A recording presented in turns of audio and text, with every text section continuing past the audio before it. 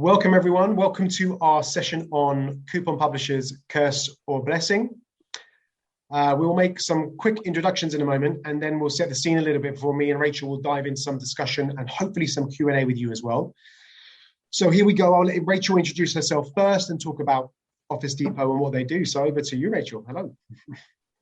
Thank you, Christian. So yes, I'm Rachel. I work for Office Depot, one of the largest office suppliers in Europe or worldwide. We're separated from the US. So I work for the affiliate marketing channel. We run this program for Viking, which is our website with office supplies. And we do this in UK, Ireland, Netherlands, Belgium, Germany, Austria, and Switzerland. We work with like a great number of publishers, plus 1,000 publishers. And we do this in two networks, which is Partnerize and AWIN as well. So that's in a nutshell. Yeah, thanks you. I'm Christian. I'm the EMEA manager for AdPolice. For those who don't know about us, we are an independent solution in affiliate and paid search monitoring. There's no vertical that we don't work in. So if you have an affiliate program, you can probably benefit from the monitoring that we provide. And in addition to brands like Office Depot, we work with agencies and affiliate networks as a provider of choice. Now, to set the scene a little bit, I think your one over 12 months or so has been a bit difficult, very challenging on many levels. And what we've seen though is some interesting trends come out of the last year and trends that we think will stay. As you know, lockdown has led to more online shopping. This has obviously been very talked about over the last 12 to 13 months, but the feeling is that consumer behavior has shifted and it's changing, and that consumer behavior will set in and will continue for some time. And just to give you some numbers, just to give you some food with that, is that Nike saw an 82% increase in digital sales at some point last year. Global digital sales grew 45% year on year over the first 2 weeks of December. And I know that when we've been speaking over the last year or so, Rachel, that you've obviously seen shifts from an Office Depot side. Mm-hmm. Absolutely. Like it has been a strange year. Like offices have been closed for most of the year, or the whole year pretty much. And but despite this, we have seen an increase in traffic on our website as well. Last year, we had 24 million visitors across all countries, and that's massive. It has been an increase of more than 20% compared to the previous year. And what you say as well, like having that shift in consumer behavior, for us, that has been the case as well. Like we're a B2B focused company. Our core business is B2B, but with everyone being at home, these customers behave more like a B2C customer because they are purchasing their office supplies for home as well. Yeah, and this has also meant for us that we need to change our tactics in our online marketing too. And that's been a challenge last year, but definitely interesting to see the development on this. Yeah, indeed. And with digital sales and changes within the marketplace, we've also seen an increase in digital coupon usage as well. And I've got some really cool facts here for you guys. 92% of shoppers in 2020 searched for coupons or offers before buying online. 63% of shoppers say they want coupons to be more available. And let's be honest, like everyone loves to receive a deal, and customers love to feel that as well. But the big number is that between now and next year, digital coupon redemptions is projected to surpass 90 billion by 2022. That's up 47 billion from 2017.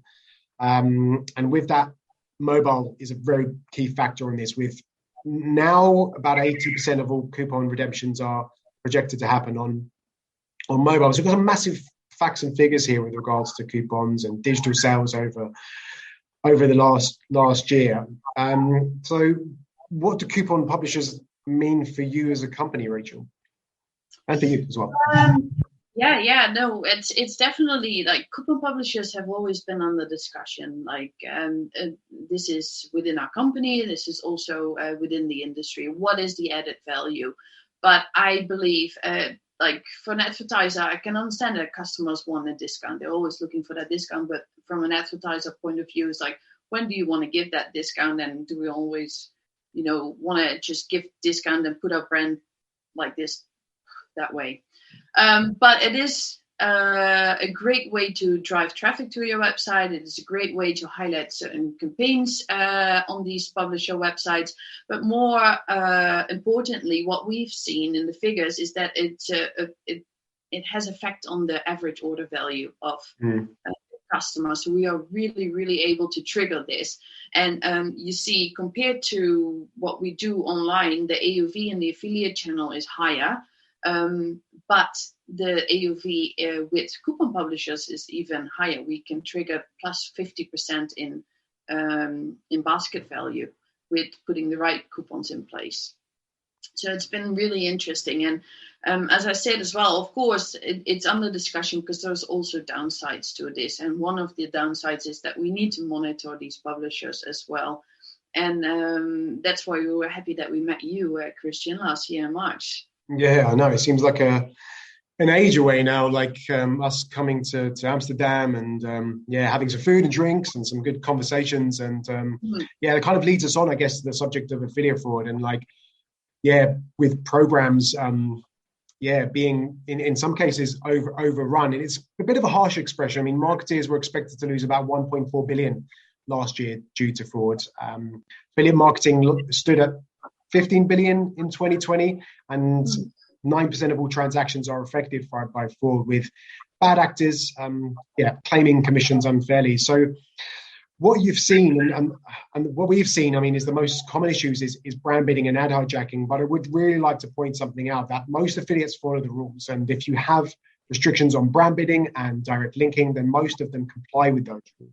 So what we're talking about here is like a really tiny small population of affiliates that actively choose to ignore the rules to gain an unfair advantage. And I guess as you mentioned, we've been working together for last year. And what's really changed for you over this last year? Well, the monitoring has changed. We were lucky to be able to put this in place because we saw, of course, also traffic increasing in certain areas where we couldn't really explain what or how or what was happening. And this being able to have that monitoring in place and getting a clear and transparent program in that sense has enabled us to change our terms and conditions in this way as well. Because last year we put the new term in that brand bidding is not allowed anymore within our program for coupon publishers or any publisher in that way actually. Yeah, I mean, to put it into perspective, I mean, for Rachel mentioned about the monitoring, how the monitoring has changed, but Viking monitor, I think we monitor 200 keywords for you guys over 6 search engines, over 7 countries on desktop, mobile and tablet. And to try and get Rachel to monitor this manually would probably need another 99 of you, if not more, to work 24/7 throughout the week to mimic localized search environments. And affiliates can be very, good at remaining hidden. And it's something that from a technical point of view and from like a brand protection point of view, I think having monitoring in place to give you that transparency. If you don't have a solution already, then definitely would be worthwhile at least getting a fraud check done by contacting us and giving us all your number and stuff like that. Sorry. It's impossible for us to do it manually, and especially when you come to ad hijackers, like these publishers pretending to be you, while we have an SEA team in-house ourselves that can do all the Google ads. And looking at money value, that was like €1,000 per ad hijacker per month that we will be spending now on commissions. So quite a bit. Yeah. So I guess in terms of like the takeaways for the audience, Rachel, I mean, what are your key takeaways for the audience today? What would you leave them with if they haven't got a program, if they have a program, what would you give them? I think first of all, it's very important to have clear agreements in place with your partners, and then the monitoring as well, of course, because then you can also see if they stick to the agreements that you've made. Keep an open and honest conversation with your partners. In the end, you want to accomplish something together, and you both want to make money, and you should have that conversation in what the goal is and everything. And don't forget, like, even though coupon publishers are in the discussion, if you use them the right way and you set the right goals, they could be and they can be of added value to your company and your brand. So don't forget about them. Indeed. Oh, thank you, Rachel. Like, it's been good chatting with you today. I think we're just about on time. I guess we can open up to Q&A now. And then, so